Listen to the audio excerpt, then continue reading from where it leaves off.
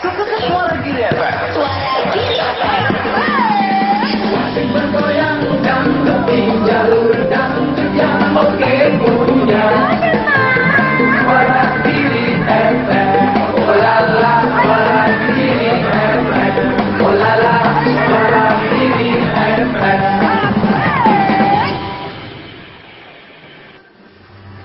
Yap, baik mitra Suara Giri, wah iki paling enak iki tanjir rasa-rasan iku ambek orang yang berkompeten ngono. Jadi awak dhewe ngomong iki ya bisa diarahkan ngono lho, Tan. Iya, sekaligus penengah juga. Yoi. Kan sampean pro aku kontra gitu kan. Karena penengah aku enak adem ngono lho. Iya betul banget ya, wes sama Dewi wes tersambung Intan dengan Bapak Imam Hanafi. Beliau ini dari Dewan Penyuluh Agama Islam Kantor Kementerian Agama Gresik, dan beliau juga sekaligus Wakil Ketua Dewan Masjid Indonesia Gresik, begitu Tan. Oh, iki pasti. Yo. Tahu banget nomor salah iki ya, Pak Jo? Iyalah. Halo, assalamualaikum Bapak. Waalaikumsalam warahmatullahi wabarakatuh. Alhamdulillah. Pripun kabare? Alhamdulillah saya Oke, iya, sip. iya. Bapak, ini menurut jenengan gimana? Ada aturan baru dari Kementerian Agama Republik Indonesia. Ini loh Pak, surat edarannya di bulan Februari ini. Gimana menurut Oh jenengan? iya, semoga jawaban saya betul-betul kita dasarkan kepada pemikiran yang jernih. Ya. Seperti nama anak saya itu ada nalar bening, Adilina. Jadi nalarnya yang bening. Jadi ngadepin kayak gini, semoga nalarnya bening. Iya. Gitu kan. Jadi sebetulnya itu bukan aturan baru ya. Iya. Tapi memperbarui aturan yang benar itu. Karena aturan terkait dengan TOA itu terakhir dibikin oleh Kemenak itu tahun 78. Jadi, ya, nomornya itu KEB garing D garing 101 garing 1978. Jadi isinya hampir sama. Cuma karena kan sekian lama kok nggak ada pembaruan, konflik terkait dengan suara-suara masjid itu memang sering terjadi. Saya sebagai pengurus Dewan Masjid Kabupaten Gresik selama 4 periode, 20 tahun, Iya. itu sering itu menghadapi permasalahan-permasalahan seperti itu. Tapi permasalahan-permasalahan seperti itu terjadinya di daerah-daerah tertentu. Iya kan? Di daerah-daerah yang seperti di pedalaman, itu justru suara-suara itu dirindukan. Iya. Sebagai semacam liker gitu kan. Ada tarhim, oh ini berarti sudah jelang subuh.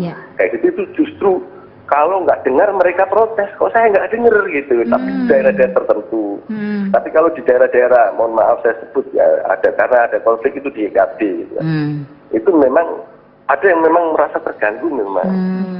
Terganggunya itu karena cara mengatur suaranya bisa jadi yang bagian penata itu tidak mengikuti apa yang dulu pernah disosialisasikan Dewan Masjid, misalnya begitu. Mungkin tidak ada pemisahan antara speaker atas dan speaker dalam, dan itu kan. Betul, iya. Jadi sebetulnya aturan-aturan itu insya Allah bukan dalam rangka untuk mendiskreditkan salah satu organisasi atau kelompok manapun, tidak. Jadi ini kan di kalangan masyarakat bahwa kayak kita ini kan ada pro kontra ya Pak ya. Nah ini menurut jenengan gimana menyikapinya biar lebih bijak gitu? Jadi yang namanya aturan itu kan memang harus tidak boleh bahasa ngambang. Jadi ada bahasa yang pasti, misalkan volume pengeras suara diatur sesuai dengan kebutuhan dan paling besar 100 dB, 100 decibel. Itu sendiri kalau ingin tahu itu bisa download aplikasinya di Play Store itu. Untuk mengukur itu dengan HP bisa ya. Ini suaranya 100 decibel atau tidak bisa. Jadi itu sebaiknya seperti yang kemarin saya ditelepon itu memang harus kita baca dulu supaya kita bisa salah paham.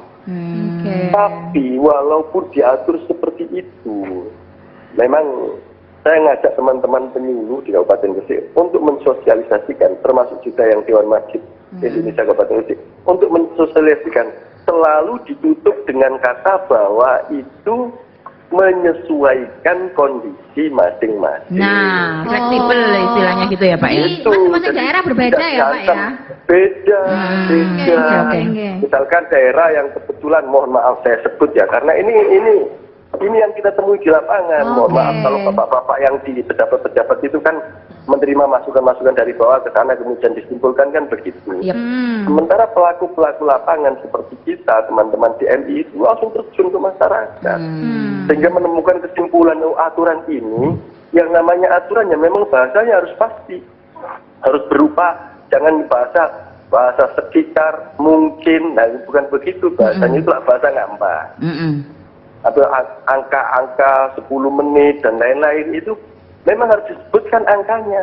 Misalkan subuh, ya sebelum azan pada waktunya pembacaan Al-Quran atau sholawat dan tarhim. Yang tarhim itu yang sholatu wassalamu alaik, gitu kan? Itu waktu ada geger-geger di GKB itu Pak siapa itu? Pak Gito itu orang agama lain. Tanya, yang dipermasalahkan yang mana sih Pak? Suaranya yang mana?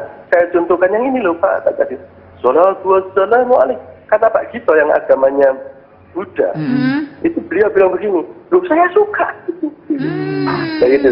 Malah bilang begitu. Jadi intinya saya nggak mungkin ya waktu yang singkat itu membacakan semuanya. Kalau ingin mendapatkan bisa download, atau kalau nggak malas download ya nanti saya WA terus kita baca. Nah, semua angka-angka itu bahasa aturan. Kalau prakteknya tetap menyesuaikan daerah masing-masing. Nah, ini yang paling penting ya Pak ya. Ini garis bawahnya yang ini ya. Oke. Pak Imam, karena keterbatasan waktu, waduh terima kasih sekali loh ya atas penjelasannya ya Pak ya. Ini mohon maaf mengganggu dan semoga membawa berkah buat kita semuanya. Sehat selalu ya Pak. Terima kasih Pak. Assalamualaikum. Waalaikumsalam warahmatullahi wabarakatuh.